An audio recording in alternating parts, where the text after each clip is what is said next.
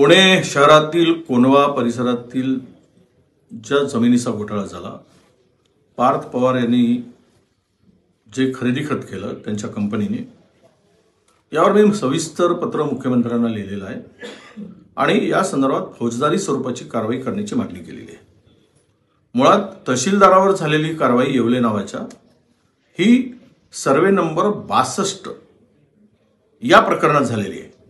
दिशाभूल करून विषय दुसरीकडे वळवण्याचा प्रयत्न होता कामा नये आणि तहसीलदारांच्यावर झालेल्या कारवाई ही या जमीन घोटाळ्याशी संबंधित नाही आणि त्या पलीकडे जाऊन हे खरेदी खत होताना ज्या ज्या अधिकाऱ्यांचा समावेश आहे त्याची सविस्तर माहिती। ही जमीन ज्यावेळेस वतनाची जमीन, इमानाची जमीन ज्यावेळेस दिल्या गेली आणि त्या जमिनीच्या संदर्भात सातबारा जो वापरला गेला तो बंद सातबारा वापरला गेला आणि चालू सातबाऱ्यामध्ये त्या जमिनीवर सरकार ही नोंद आहे। मग रजिस्ट्री होताना ते आपला रजिस्ट्रार, सब रजिस्ट्रार लोकांच्या सातबारा चौकशी केल्याशिवाय किंवा करंट सातबारा असेल तरच ते सेलिट होते आणि बंद पडलेल्या सातबाऱ्यावर सेलिट झाली कशी, हा एक प्रश्न। दुसरा महत्त्वाचा प्रश्न या संदर्भात की सदर जमीन सरकारी असताना त्या जमिनीच्या खरेदी विक्रीच्या संदर्भात किंवा त्याचा कस्टोडियन हे जिल्हाधिकारी असतात आणि ते एसडीओच्या अधिपत्याखाली सर्व माहिती उपलब्ध असते।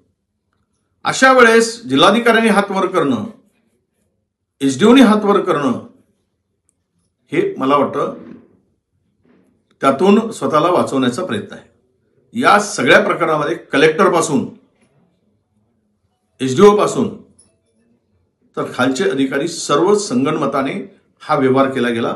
यामध्ये करोडो रुपये घेतले गेले किंवा राजकीय दबावपोटी केला गेला असेल, पण म्हणून आमची मागणी आहे की या सर्व प्रकरणाची ज्या जिल्हाधिकाऱ्यांच्या उपस्थितीमध्ये सगळे झालं त्याच्याच अध्यक्षतेखाली चौकशी नेमायची, म्हणजेच त्या प्रकरणामध्ये सत्य परिस्थिती बाहेर येणार नाही। म्हणून मी सविस्तर 2 पानी पत्र मुख्यमंत्र्यांना दिलेलं आहे आणि त्यामध्ये ही जर चौकशी पूर्ण झाली आणि ती समिती रद्द करा, विभागीय आयुक्ताच्या अध्यक्षतेखाली करा, न्यायाधीशाच्या हायकोर्टाच्या अध्यक्षतेखाली चौकशी करा, तर या प्रकरणातलं सत्य बाहेर येईल।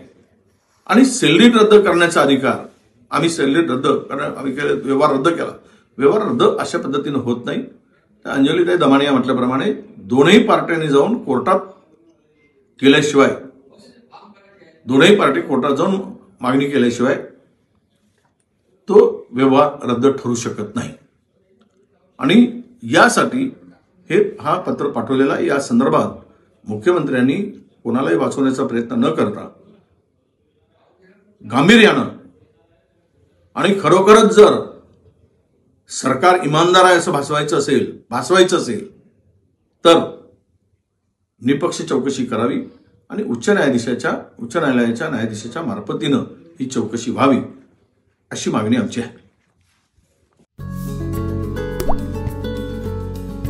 आता जोकासू एसटीपी या अत्याधुनिक जॅपनीज तंत्रज्ञानाने सुसज्ज quick installation, energy efficient, noiseless blowers, low maintenance या आणि अशा वैशिष्ट्यांनी परिपूर्ण जोकासू एसटीपी तंत्रज्ञान प्रकल्प उभारणीपासून ते विक्री पश्चात समाधानकारक सेवा देणारी, भारताबरोबरच परदेशात देखील प्रकल्पांची यशस्वी उभारणी करणारी company Deccan water treatment private limited.